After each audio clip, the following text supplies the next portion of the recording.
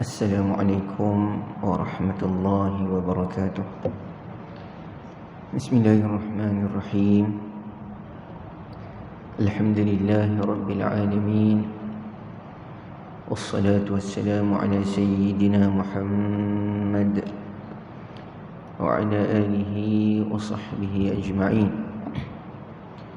Qala rabbi shrah li sadri wa yassir li amri واحلل عقدة من لساني يفقه قولي.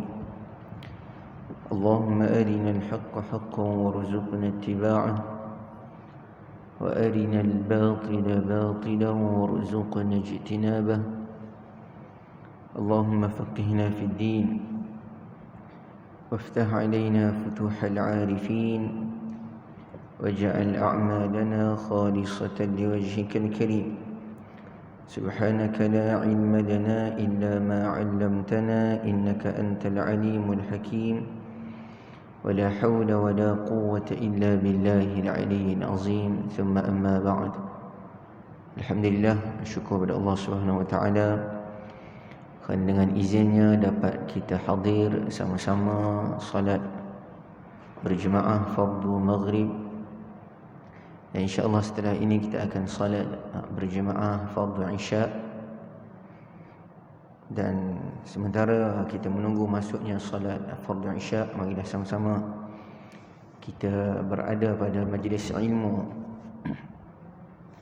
yang merupakan salah satu taman daripada taman-taman syurga. Jadi sebelum orang beriman itu diberikan taman syurga yang sebenar-benarnya di akhirat nanti, antara ciri-ciri mereka adalah mereka suka berada di taman syurga ketika berada di dunia ini. InsyaAllah pada malam ini saya menggantikan penceramah yang tidak dapat hadir. Dan insyaAllah kita akan sama-sama buat sedikit tahsin tilawah Al-Quran. Jadi bagi para jemaah yang ada Al-Quran pada handphone boleh buka, ataupun boleh ambil Al-Quran yang disediakan di masjid. InsyaAllah pada hari ini kita sambung tahsin tilawah Al-Quran kita pada muka surat 505. Muka surat 505, Al-Juz'us Sadis wal Ishrun, juzuk yang ke-26, Suratul Ahqaf, Surah Al-Ahqaf, surah yang ke-46, bermula ayat yang ke-21. Sekali lagi, muka surat ataupun halaman 505, Al-Juz'us Sadis wal Ishrun, juzuk yang ke-26, Suratul Ahqaf, surah Al-Ahqaf, surah yang ke-46, bermula ayat yang ke-21. Pada pertemuan yang lepas kita telah baca pada muka surat yang sebelumnya, iaitu 504, yang mana Allah Subhanahu Wa Taala menceritakan kita sebagai hamba Allah Subhanahu Wa Taala yang lahir ke dunia ini melalui asbab ibu bapa kita. Oleh kerana itu Allah Subhanahu Wa Taala menegaskan pada muka surat yang sebelum ini bahawasanya sebagai seorang anak wajib bagi mereka melakukan ataupun berbuat baik kepada kedua ibu bapa mereka. Dan Allah Ta'ala nyatakan antara sebabnya kerana bagi seorang ibu adalah mereka bersusah payah mengandungkan kita, menyusukan kita, melahirkan kita. Bagi seorang bapa mencari nafkah, rezeki dan sebagainya. Itu antara sebab kenapa seorang anak perlu berbuat baik kepada kedua ibu bapa. Bahkan melakukan kebaikan kepada ibu bapa bukan terhenti ketika mereka mati. Tidak. Walaupun mereka telah meninggal dunia, ada cara yang telah digariskan oleh agama kita bagaimana seorang anak itu boleh terus berbakti kepada kedua orang tuanya. Dan insya-Allah pada hari ini kita lihat pada ayat yang ke-21 surah Al-Ahqaf ini, muka surat 505, yang mana Allah Subhanahu Wa Taala akan menceritakan berkenaan dengan kisah kaum 'Ad, kaum bagi Nabi Hud alaihi salam, yang Allah Subhanahu Wa Taala namakan surah ini sebagai suratul Ahqaf. Kerana apa? Kerana di dalam surah ini, ayat yang kita akan baca ini, ayat 21, disebut perkataan Ahqaf. Ini tempat tinggal bagi kaum 'Ad. Dalam ayat ini Allah SWT menyatakan berkenaan dengan kaum bagi Nabi Hud AS, iaitu kaum 'Ad, yang mana Nabi Hud AS telah memberikan amaran kepada mereka, dan dijelaskan tempat tinggal mereka adalah di Ahqaf, di bahagian selatan Saudi Arabia sekarang ni.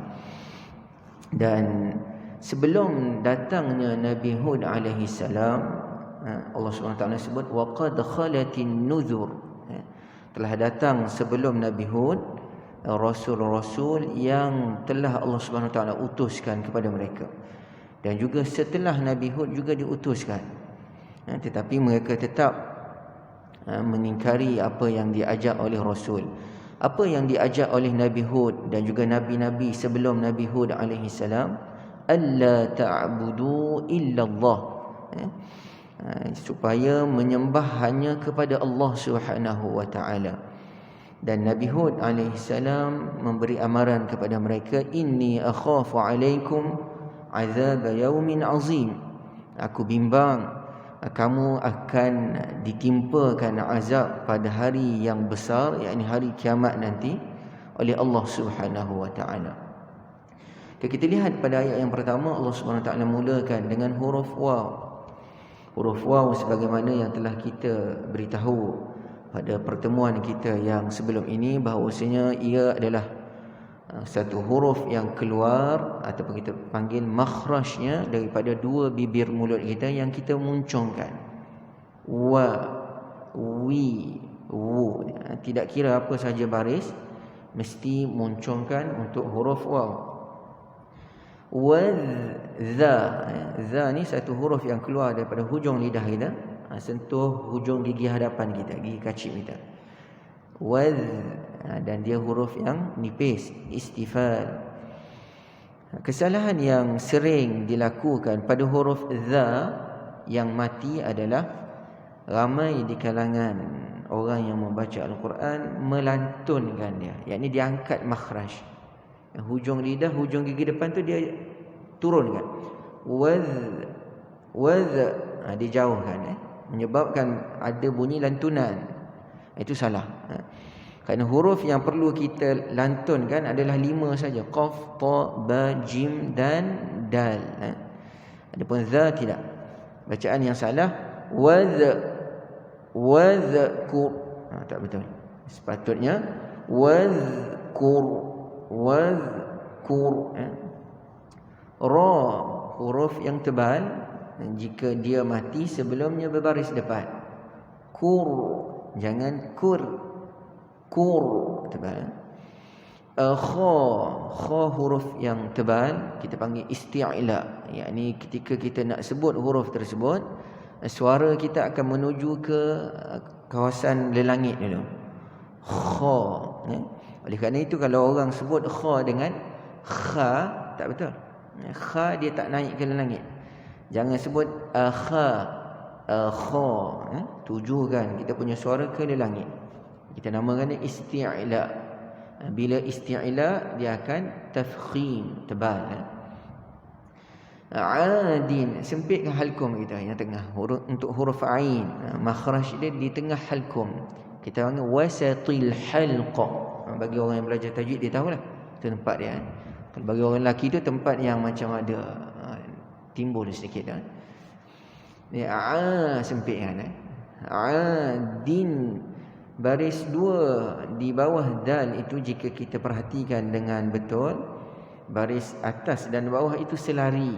Bila selari tidak perlu kita lamakan pada dal tersebut. Adin iz, din iz. Satu jenis lagi, baris 2 ini dia akan buat tidak selari. Itu perlu kita lamakan. Okay, sekali lagi kita jumpa za, pastikan kita tidak lantun. Setengah orang dia tahu tak lantun, tapi bila baca lantun juga. Kenapa? Sebab dah terbiasa, daripada kecil baca begitu. Sepatutnya nun mati yang tidak ada sebarang tanda di atas dia, itu tanda untuk kita cam bahawasanya nun itu perlu kita lamakan dia sebelum pindah kepada huruf yang berikutnya. Anza. Jangan anza itu tidak cukup. Dengar ni. Anzara, ra tebal, ra berbaris atas juga tebal. Ada kalangan masyarakat kita baca ra dengan ra. Anzara, ra tu nipis. Ra ini bila baris tebal dia tafkhim. Zara qaf tebal. Juga kesalahan yang sering orang buat pada qaf yang berbaris atas, selepasnya ada waw yang mati, dia nipiskan qaf. Qaumahu, ramai orang macam itu. Iz anzara qaumahu, sepatutnya qaumahu, qaf huruf isti'la. Mahu panjang dua harakat, kita namakan tu mad silah qasirah. Bil sempit halkum kita untuk huruf ha. Huruf ha ini masyarakat kita juga sering tertukar dengan huruf ha yang bulat kan. Kita kena sebut ha sempit halkum. Sebagaimana kita sebut untuk huruf ain begitulah kita sebut untuk huruf ha sempit halkum. Sebab jika kita tidak letak pada makhraj dia, salahlah huruf tu. Bil qaf tu ha, yang sepatutnya bil ha sampai qaf. Kita berhentilah siapa yang panjang nafas boleh sambung. Kita berhenti meraihkan kepada mungkin yang tidak panjang nafasnya. A'udzu billahi minasyaitonir rajim. Cuba.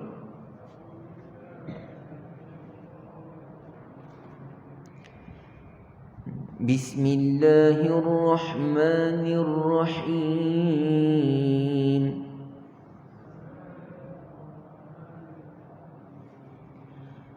واذكر أخا عاد إذ أنذر قومه بالأحقاف.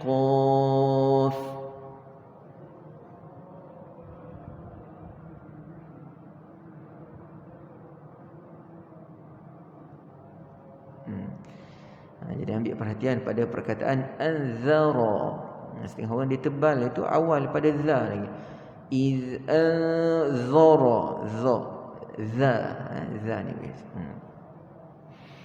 Wa qad lantun dal qalqalah sughra. Maksud apa qalqalah sughra ni? Qalqalah yang kita tidak berhenti padanya. Dia jadi sughra. Walaupun dia berada di akhir perkataan. Wa qad akhir perkataan. Jika kita berhenti dia jadi kubra. Bila kita sambung bacaan dia jadi sughra. Sughra ni maksudnya kita lantun terus pindah kepada huruf selepas ni. Wa qad kha khalatin, jangan khalatin. Kha nipis kha tebal. Khalatin dengung nun, mana-mana jumpa nun yang bersabdu dalam Quran wajibul gunnah. Lama kan dia. Khalatin nuzuru, ra tebal. Nuzuru min, dengung nun mati, atas dia tidak ada sebarang tanda dan diletak tanda mim kecil yang ekor dia ditarik ke bawah. Itu maksudnya iklab. Kita dengar mim. Cuma iklab ni ada perbezaan di kalangan para ulama lah. Ada setengah mengatakan bahawa kita buka sedikit mulut sekadar sehelai kertas. Ada mengatakan kita tutup mim biasa tanpa kita tekankan mulut. Jangan mim, setengah orang dia tekan sangat. Tidak, letak biasa rapat je. Mim bai mim baini yadayhi wa min kha tebal. Jangan khalfi khalfi. Kita berhentilah. Cuma bagi orang yang nafas panjang boleh sambungkan bacaan. Cuma ada setengah-setengah orang tu buat kesalahan, dia berhenti pada mad silah, dia bunyikan hal dhamir. Wa min khalfihi. Tak betul. Mad silah yakni mad yang berlaku ketika sambung bacaan. Jika kita berhenti tidak ada panjang tersebut. Khalfi cukup. Wa qad khalatin nuzur min baini yadayhi wa min khalfihi.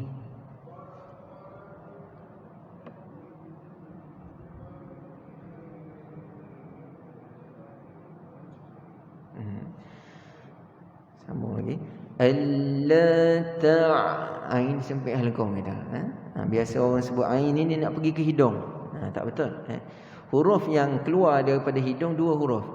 Yang pertama nun, yang kedua mim. Kita panggil bila kita belajar makhraj bagi huruf, antara dua huruf yang keluar daripada dua tempat.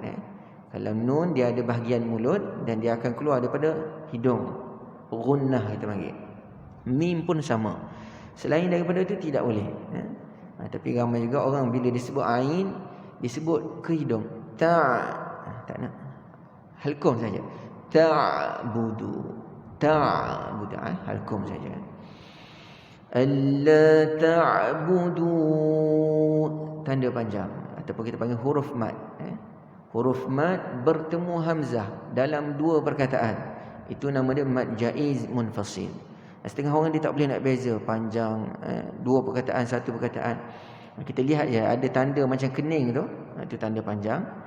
Bawah dia ada huruf alif, waw ataupun ya yang tidak berbaris. Itu kita panggil huruf mad. Selepasnya ada hamzah. Hamzah itu dalam perkataan yang sama ataupun berbeza. Jika perkataan yang lain nama dia mad jaiz munfasil. Munfasil maksud apa? Tidak berada dalam satu perkataan, bercerai, berpisah, itu munfasil. Adapun mad wajib muttasil, yakni bersambung, duduk sekali dalam satu perkataan. Adapun di sini huruf mad dan hamzah munfasil, tidak duduk sekali. Jadi mad jaiz 4 harakat. Illallah, Allah tebal. Kalimah Allah jika sebelumnya baris atas ataupun depan, kita wajib tebalkan dia. Jika sebelumnya baris bawah, kita nipiskan dia. Cuma kesalahan, kita berhentilah. Kita berhenti kat sini. Kesalahan yang juga sering orang buat adalah bila berhenti pada kalimah Allah, dia berhenti pendek tanpa ada mad. Alla ta'budu illallah. Tak betul ramai orang macam begitu. Illallah. Illallah. Paling kurang 2 harakat, 4 ataupun 6 boleh. Alla ta'budu illallah.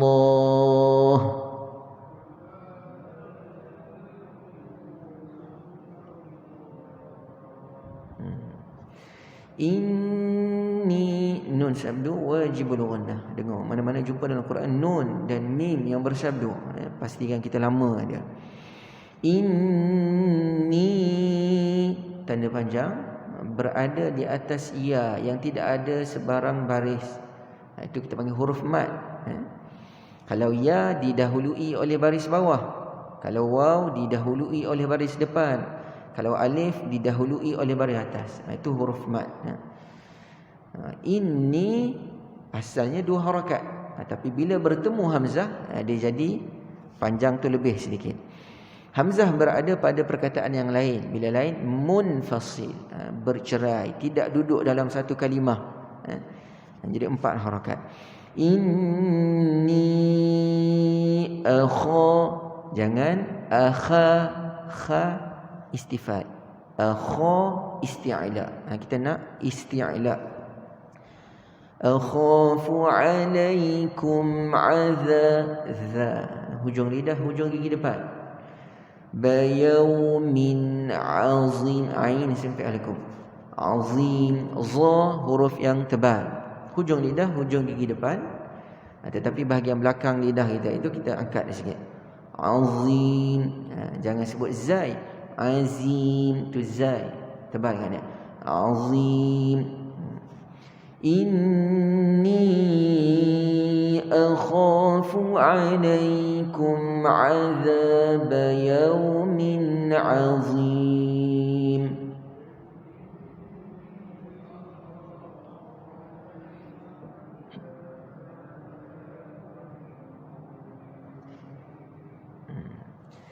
Okey. Cuma setengah orang tu dia sebut condong sikit Anni N. Kita tak nak N. In hamzah bawah I, bukan hamzah bawah Anni tak nak. Inni macam orang sebut ihdina. Okey. Ayat yang kedua Allah Taala sebut bahawasanya orang ataupun kaum 'Ad itu membantah Nabi Hud alaihi salam dengan mereka mempersendakan. Mereka kata, wahai Hud, kamu datang ini, ajaran yang kamu bawa ni nak palingkan kami ataupun nak pesongkan kami daripada menyembah Tuhan-Tuhan kami. Fa'tina bima ta'iduna. Dia cabar Nabi Hud AS. Kalau betul apa yang kamu ajak itu, apa yang kamu dakwa itu, datangkanlah azab yang kamu janjikan itu, jika kamu orang yang benar. Jadi para ulama sebut di sini, kalaulah kaum Hud ini seorang yang bijak, seorang yang berfikiran panjang, dia akan bagi tahu jika betul kamu ajakan yang kamu bawa ini dari Allah, suruhlah Allah beri hidayah pada kami. Tapi tak, dia syabar. Kalau betul ini dari Allah, datangkan azab yang Allah Ta'ala janjikan. Jadi kalau datang azab, tak ada apa yang dia dapat kecuali azab di dunia, bahkan akan dapat azab di akhirat. Okey, ayat yang kedua ni kita terus bacalah. Terus baca. Qalu ajitana lita'fikana an alihatina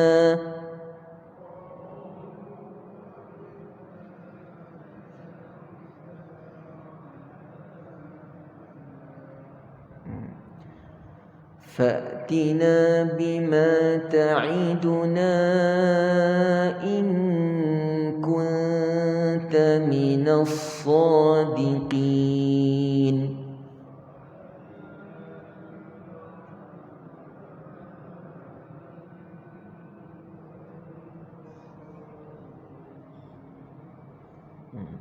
So tebal jangan sa. Dan qaf juga tebal. Qaf huruf isti'la. Huruf isti'la ada 7. Khussa, dhaltin, qiz. Dan ketebalan huruf isti'la ada 5 peringkat. Kita panggil maratibut tafkhim. Peringkat tebal bagi huruf yang 7 itu. Yang paling tebal jika berbaris atas, selepas dia ada alif. Qalu, itu paling tebal. Khalidin, ghaibah, paling tebal. Sempurna ketebalannya. Adapun yang paling kurang tebal, bukan nipis, kurang tebal, bila huruf-huruf tebal itu berbaris bawah. Jadi kalau kita sebut qaf baris bawah, jangan tekan kuat sangat. Sadiqin, setengah orang disebut kuat sangat, kita dengar pun berat. Qin, cukup. Dan jangan sampai nipis jadi kaf. Sadiqin, itu jadi kaf, tak nak. Pastikan dia qaf, cuma tidak setebal baris atas ataupun hadapan. Ayat yang seterusnya ini, Nabi Hud AS jawab apa yang dicabar oleh kaumnya. Dia beritahu bahawasanya innamal ilmu indallah. Untuk turun azab itu aku tak tahu, ini benda ghaib. Semua itu di sisi Allah Subhanahu Wa Taala. Dan aku hanya menyampaikan apa yang disuruh aku sampaikan. Walakinni arakum qauman tajhalun. Dan aku lihat kamu ini, tetapi aku lihat kamu ini orang-orang yang jahil, yang tidak tahu tugas Rasul. Tugas Rasul bukan bawa azab, tapi beri peringatan. Beri kabar gembira bagi orang yang beriman, buat amal soleh, akan dapat syurga, kasih sayang Allah dan sebagainya. Jika kamu melanggar perintah Allah, beri inzar, kita panggil amaran, kamu akan diseksa oleh Allah, dimurka oleh Allah.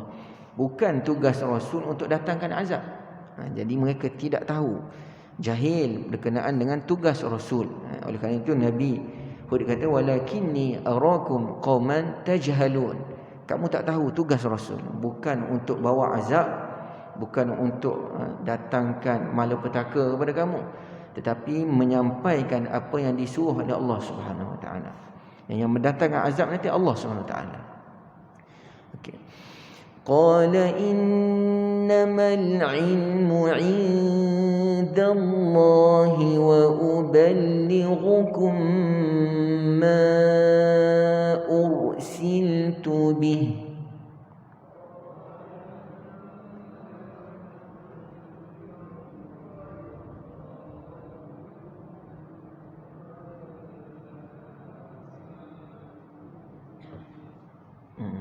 Jangan bih ba bawah bi. Setengah orang tadi suka sebut condong-condong sikit. Bih inni alaihim alaikum kum. Sepatutnya kum. Sebutan itu tidak berapa tepat. Jangan bih. Walakinni arakum qauman tajhalun.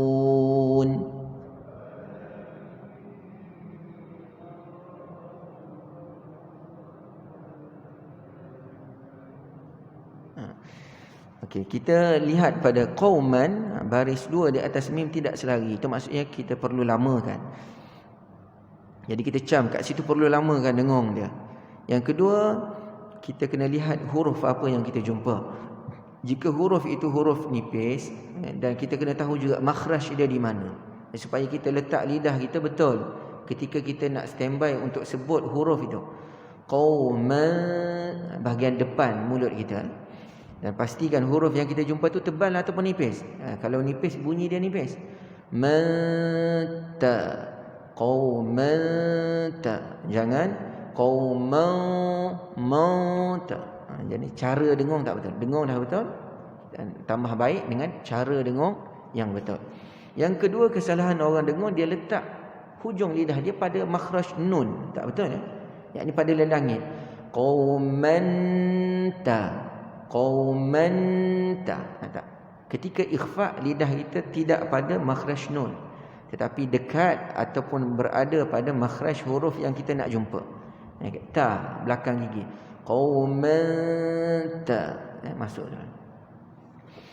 Okey. Ayat yang seterusnya ni Allah SWT menceritakan setelah Nabi Hud alaihi salam berdakwah siang dan malam, ajak kaum dia, tetapi mereka tetap berdegil. Pendek cerita, mereka diazab oleh Allah SWT dengan kemarau yang panjang. Bila kemarau yang panjang, apa perkara utama yang mereka nak adalah hujan. Itu yang mereka nak. Jadi Allah Ta'ala sebut, falamma ra'awhu 'aridan mustaqbila awdiyatihim. Bila mereka melihat azab itu, yakni sebagai awan, 'arida, awan yang nampak macam bawa hujan, gelap. Mustaqbila awdiyatihim, datang ke lembah mereka. Jadi mereka tengok ke langit, hujan nak turun. Qalu hadza 'aridun mumtiruna. Dia kata, inilah hujan yang akan, awan yang akan bawa hujan kepada kita. Jadi bila Nabi Hud alaihissalam, mereka kecoh kan, hujan dah nak datang. Jadi bila sampai pada Nabi Hud tengok, dia kata, ni bukan hujan, bal huwa masta'jaltum bih. Inilah benda yang kamu minta supaya disegerakan, yakni azab Allah SWT nak turun. Rihun fiha azabun alim. Dalam dia ada angin sebagai azab yang pedih buat kamu. Okey. Falamma ra'awhu 'aridan mustaqbila awdiyatihim.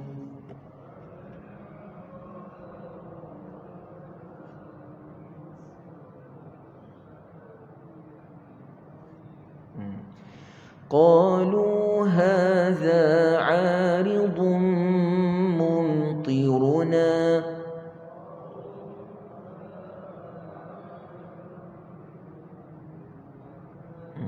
Pastikan kita sebut huruf ta baris bawah tebal. Tebal dia agak kuat. 4 huruf yang walaupun baris bawah, kita sebut tadi, huruf yang tebal ni ada 5 peringkat. Paling kurang tebal bila berbaris bawah.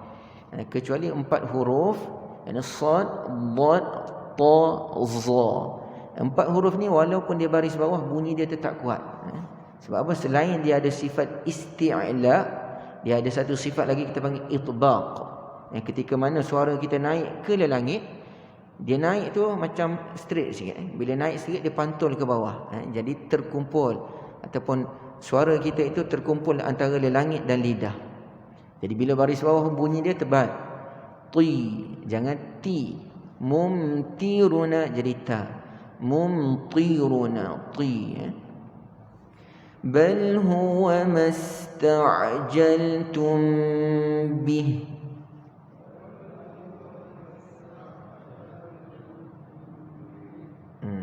Jangan bih. Jelaskan. Ba bawah bih. Kalau ba bawah bih. Tak betul. Okay, yang kedua, pastikan huruf sin yang kita matikan itu kita tidak lantunkan. Setengah orang disebut ta. Biasanya ya bani Isa. Tak betul. Dia bukan qalqalah. Isra. Masta. Rihun fiha azabun alim.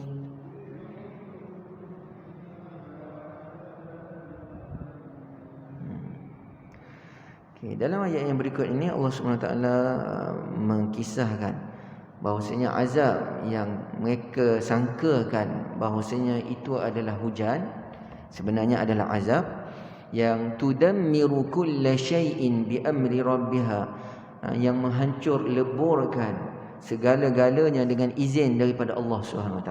Hancur semua. Fa asbahu la yura illa masakinuhum. Setelah azab itu menimpa mereka, yakni kaum 'Ad, maka menjadilah mereka itu punah rana, mati semua. Tidak kelihatan kecuali masakinuhum, rumah-rumah mereka, tempat tinggal mereka. Semua yang lain hancur, mati, kena azab daripada Allah Subhanahu Wa Taala.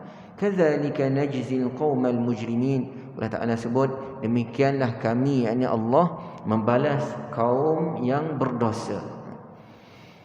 Okey. Tudammiru kulla syai'in bi amri rabbiha.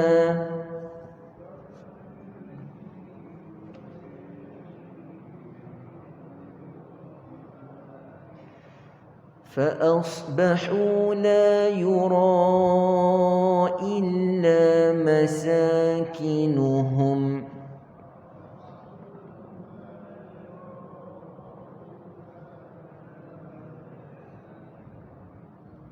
كذلك نجزي القوم المجرمين.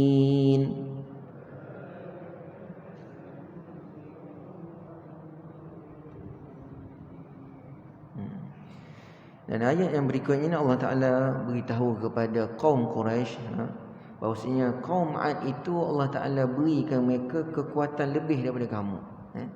Mereka lebih kuat daripada kamu. Tetapi mereka telah dihancurkan oleh Allah Ta'ala. Kenapa? Kerana Allah Ta'ala berikan kepada mereka pendengaran, penglihatan, wa afidah, dan juga hati. Tetapi mereka tidak gunakan untuk melihat, mentadabbur, serta memikirkan keesaan ayat-ayat Allah Subhanahu Wa Taala. Dan mereka sentiasa mengingkari apa yang diajak, yang dibawa oleh Rasul mereka. Dan Allah Subhanahu Wa Taala sebut wa haqa bihim, mereka telah diliputi oleh azab yang mereka ejek-ejekkan itu. Wa laqad makkannahum fi ma'in makkannakum fihi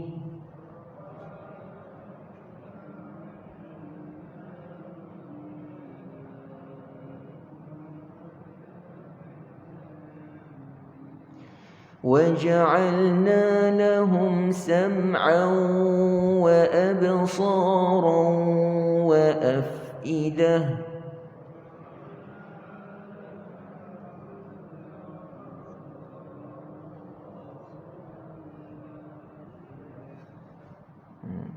فَمَا أَغْنَى عَنْهُمْ سَمْعُهُمْ وَلَا أَبْصَارُهُمْ وَلَا أَفْئِدَتُهُمْ مِنْ شَيْءٍ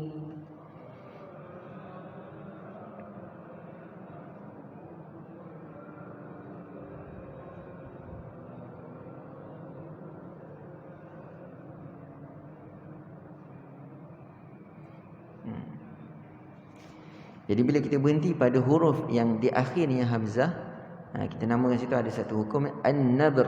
An-nabr ini kita ad-dagh. Kita kena tinggikan sikit suara kita bila sampai pada hamzah. Tujuan dia apa? Untuk jelaskan hamzah. Jangan baca syai'. Kadang-kadang macam tak jelas hamzah. Syai'. Naik sikit untuk jelaskan hamzah. Ada beberapa tempat, ada 5 tempat yang perlu kita buat tekanan sedikit. Antaranya bila kita berhenti pada huruf hamzah. Syai' sama. Jelas hamzah. Syai'. Jelaskan hamzah. إذ كانوا يجحدون بآيات الله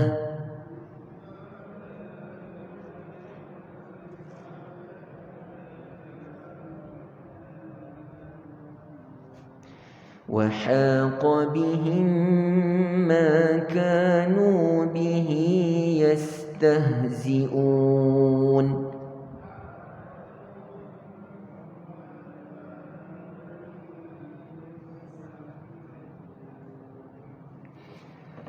Dalam ayat berikutnya Allah SWT beritahu bahawasanya demi sesungguhnya kami telah binasakan negeri-negeri yang ada di sekeliling negeri kamu, wahai kaum musyrikin Mekah.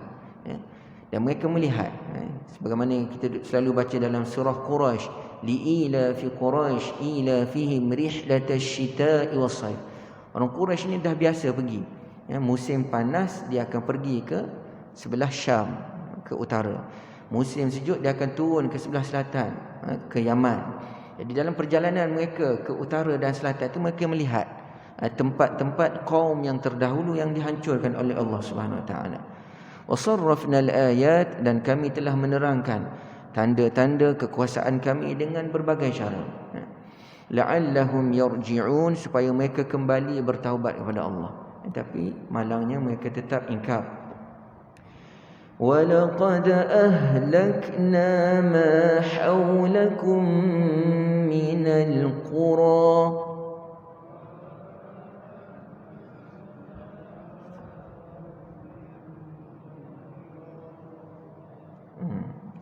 Jadi qura itu kita perlu sebut dia sebagai alif, alif. Dan alif kecil itu kita kena tahu bahawasanya baru diletak oleh para ulama. Asal tulisan zaman Nabi SAW tidak ada sebarang titik dan juga baris. Alif kecil tidak ada. Tapi orang Arab dia tak akan baca qurai. Kalau kita baca qurai, tak, dia baca qura dengan alif. وَصَرَّفْنَا الْآيَاتِ لَعَلَّهُمْ يَرْجِعُونَ.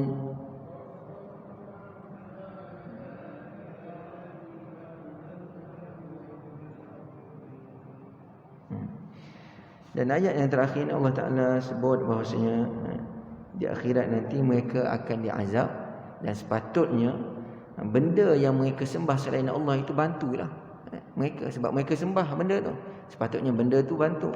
Tapi Allah Subhanahu Wa Ta'ala sebut bal dhallu anhum, benda tu hilang daripada mereka, lenyap daripada mereka, tak nak bertanggungjawab terhadap apa yang mereka buat di dunia dahulu.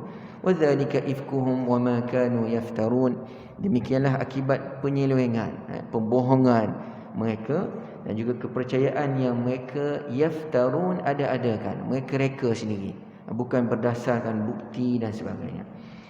فَلَوْلَا نَصَرَهُمُ الَّذِينَ اتَّخَذُوا مِن دُونِ اللَّهِ قُرْبَانًا آلِهَةً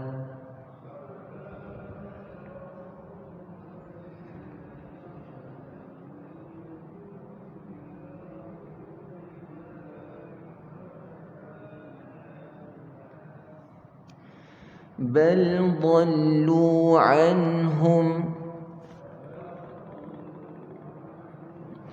وذلك إفكهم وما كانوا يفترون.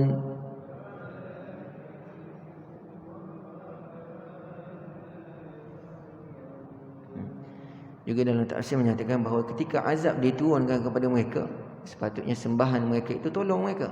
Tetapi tidak, yang berlaku sebaliknya, semuanya hancur, diazab oleh Allah Subhanahu Wa Taala.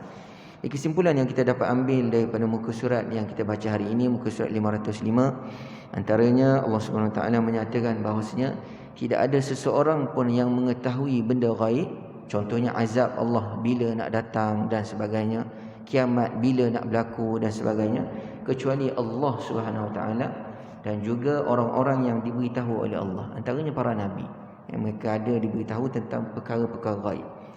Dan juga dalam surat ini kita dapat ambil pengajaran bahawasanya kaum Ad terpedaya dengan mereka melihat awan yang datang ke lembah mereka dan mereka sangkakan itu adalah hujan, dan mereka tidak bertaubat daripada Allah, bahkan terus menerus melakukan kekufuran terhadap Allah Subhanahu Wa Taala, dan Allah Subhanahu Wa Taala turunkan azab dengan serta-merta kepada mereka.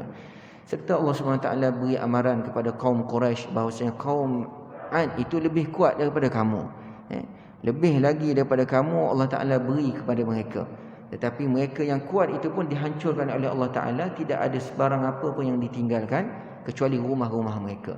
Jika kamu wahai Quraisy tetap ingin melawan Allah SWT, Allah Ta'ala berkuasa nak buat sebagaimana yang telah Allah Ta'ala timpakan kepada kaum Ad.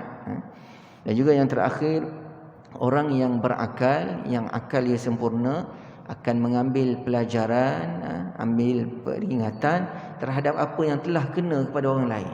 Kalau orang lain dah kena azab contoh, orang yang berakal dia akan tengok apa yang orang tu buat sehingga Allah Ta'ala azab. Itu orang yang bijak. Adapun orang yang kurang bijak adalah dia ambil peringatan bila benda tu kena pada diri dia sendiri. Azab kena pada baru nak minta ampun kepada Allah SWT. Jadi Allah Ta'ala beri amaran kepada kaum Quraisy, janganlah kamu jadi orang yang tidak bijak, sehingga datang azab menimpa kamu baru kamu nak sembah Allah SWT. Tapi ambillah pengajaran terhadap apa yang kamu lihat pada kaum Ad yang telah dihancurkan oleh Allah Ta'ala dan kamu lalu tempat mereka. Jadilah orang yang bijak, orang yang berakal. Gunakan akal fikiran kamu untuk menjadi hamba-hamba Allah Ta'ala yang berjaya dunia dan juga akhirat. Jadi kita tutup kita punya tahsin dengan doa sedikit. Auzubillahi minasyaitonirrajim. Bismillahirrahmanirrahim. Alhamdulillahirabbil alamin. Wassalatu wassalamu ala rasulihil amin wa ala alihi wa sahbihi ajma'in. Allahumma inna nas'aluka ilman nafi'a wa rizqan tayyiba wa 'amalan mutaqabbala. Sallallahu ala sayyidina Muhammad wa ala alihi wa sahbihi wa baraka wa sallam. Alhamdulillahirabbil alamin. Taqabbalallahu minkum.